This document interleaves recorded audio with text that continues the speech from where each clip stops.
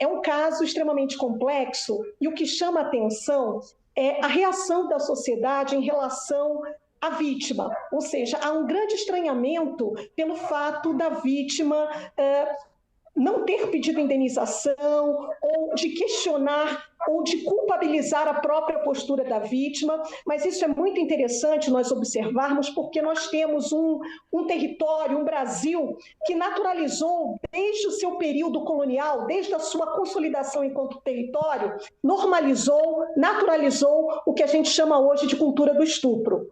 Então, nós temos um legado do passado que se reflete no presente que nós vivemos hoje, onde há essa naturalização, essa normalização e, sobretudo, essa culpabilização da própria vítima, não é?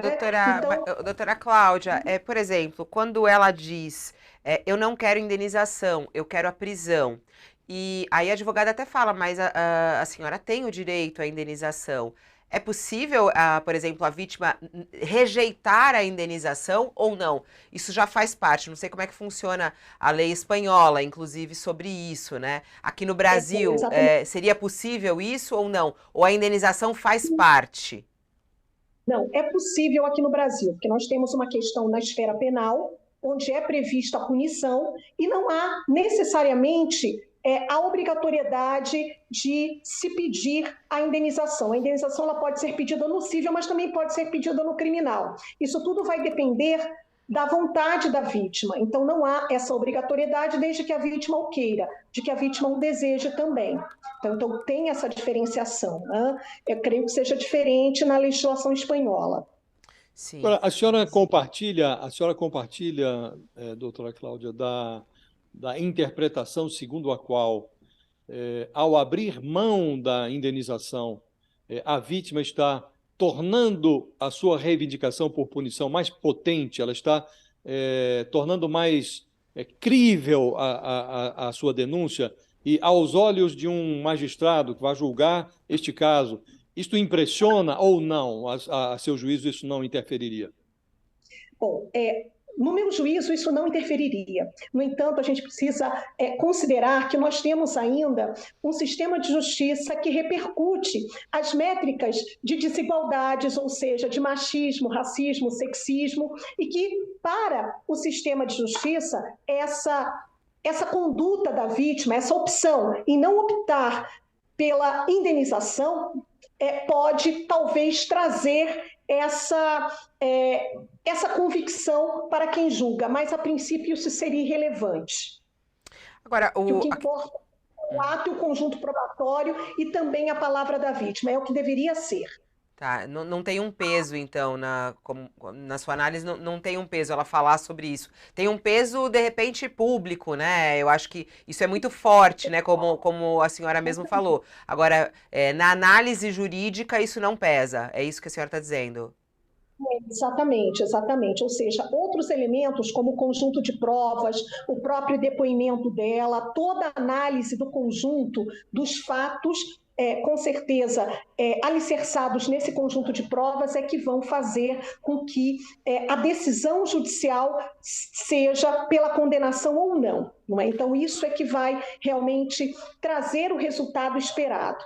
O fato de ele ter sido preso, doutora Cláudia, porque é até muito forte, né? Porque a gente está falando aqui de alguém bem famoso, um jogador, e tem até gente falando assim, é preciso aguardar o resultado da investigação, é preciso analisar tudo isso. O fato de ele ter sido preso já é um indício de que a acusação ela é verdadeira? O que é essa prisão dele? Ele permanece preso na Espanha, né? O que essa prisão significa?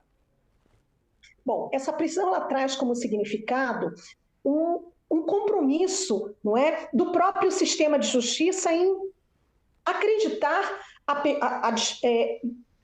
diante de todo esse conjunto de provas, que não está apenas baseado na palavra da vítima, que a acusação ela se sustenta. Então, até para garantir que ele permaneça no país, até porque ele tem dupla nacionalidade, ele tem recursos, ele poderia fugir, por exemplo, é que essa prisão ela é decretada. Então, ela é decretada para que se possa garantir todo esse processo anterior, que é essa investigação, onde se vão reunir todas essas provas até se chegar na denúncia. Então é por isso que essa prisão ela acontece agora e, com certeza, para a opinião pública, fortalece ainda mais todo esse cenário e também a palavra da vítima.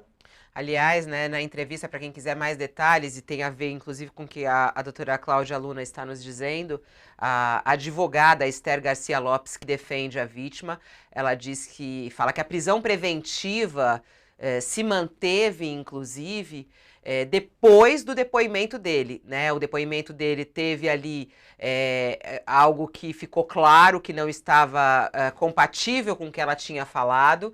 Ele voltou atrás no depoimento e por isso a prisão preventiva foi mantida, inclusive sem possibilidade de fiança. O que é muito importante num caso como esse, né? Porque se tivesse a fiança, ele, como um milionário, pagaria, estaria livre. E ele segue preso, porque a juíza ali determinou, inclusive, né, sem fiança. Para quem quiser, na íntegra, tá na nossa manchete principal. Doutora Cláudia Luna, muito obrigada pela sua participação aqui e um bom dia, senhora. Um ótimo dia a vocês e parabéns mais uma vez pela abordagem dessa temática que é tão relevante. Obrigada. Muito importante mesmo. Muito obrigada.